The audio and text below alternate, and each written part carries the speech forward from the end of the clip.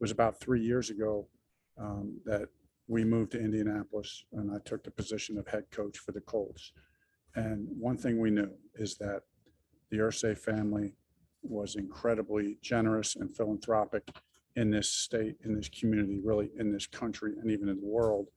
And we also know that the NFL is all about giving back as well. So, and the platform that the NFL and the Colts provides is massive. So how could we, in the position that we're in, use this platform to help as many people as possible? So when we got here and had those discussions, it wasn't very short into it. The answer was quick and apparent, because for our 30-some years in the NFL as a player and a coach, my wife has been involved with organizations across the country that have fought against this battle, that have fought the battle for protecting children who are sexually abused, exploited, and trafficked. It's a horrific thing to even think about. It's certainly extremely uncomfortable to talk about, and that's why we appreciate you allowing us to say a few words tonight. I mean, at an awards event, for us to talk about our foundation and what we're doing and how we're fighting to protect the beauty and innocence of childhood. One of the things that we've learned and continue to learn is that as hard as it is to have these conversations, as difficult as it is to know sometimes what to do, we know the answer is not to just avoid it because it's uncomfortable. The answer is not to do nothing because it's hard to figure out what can I do. And so we're trying to be proactive. That's why we started the foundation, Not Today.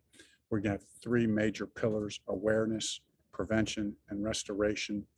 And we are going to fight day and night and advocate for children. We want to protect the beauty and innocence of childhood. This problem is a massive problem. I'll tell you a couple of statistics, but we know statistics don't even begin to tell the story. And we know the issue is worse than what the statistics say. But the stats that we do know, for instance, these are minors, children before the age of 18, 1 in 4 girls, 1 in 13 boys, sexually abused, exploited, or trafficked before they turn 18. Once every 9 minutes, a child is sexually abused in the United States. Once every 9 minutes. That's, I get emotional every time I think about it. There are many nights that Linda and I sit at night talking about this issue, talking about the foundation and what's going on. And Linda's debriefing me from the day, and I'll have to tell her to stop. I'm not going to, if you tell me anymore, I'm not going to be able to sleep. But I just know this, we're going to continue to fight. And I also know this, that a problem that's this massive in scope and is this horrific and hideous, that the very children that we're trying to protect, 90% of the time are being sexually abused, exploited, or trafficked. 90% of the time is by someone they know. Someone who's supposed to be protecting them is actually the one abusing them. And so we're going to fight for children. We're going to advocate for children. We're going to do everything we can do.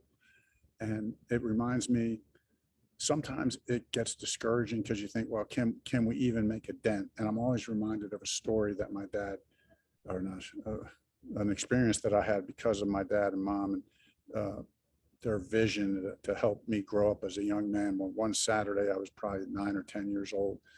And my dad told me that my job before I went out to play that day was to go in the backyard, and there was a huge pile of dirt. And he put a wheelbarrow and a shovel back there.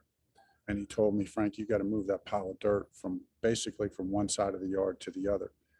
And there's a lot to the story. I'm going to tell you the short version.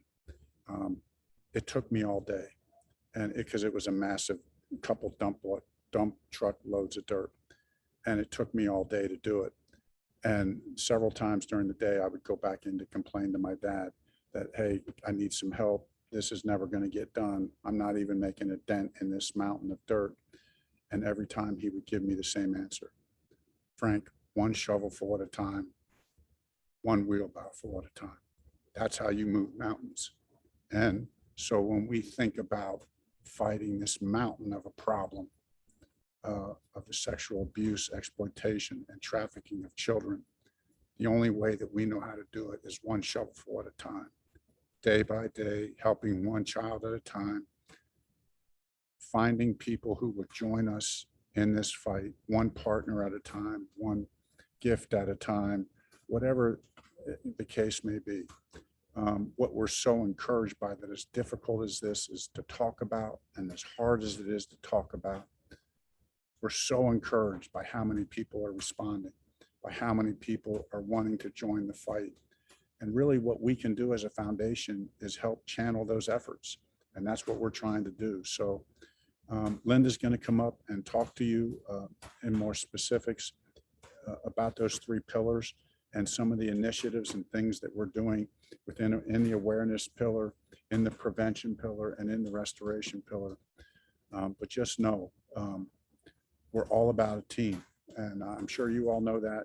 We've all experienced it, whether it's in football or in your line of work, that you can't get it done without the team. When I think about that example that I tell you from my childhood about the one shovelful at a time, I think to myself, if I could move that mountain of dirt and I did it one shovelful at a time, I say to myself, imagine if everyone in this room put their shovel in that mountain of dirt to fight this problem.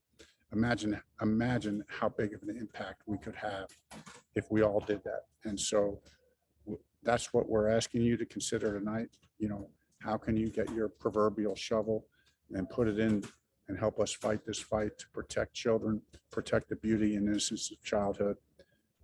We appreciate you listening to what we're doing as a foundation.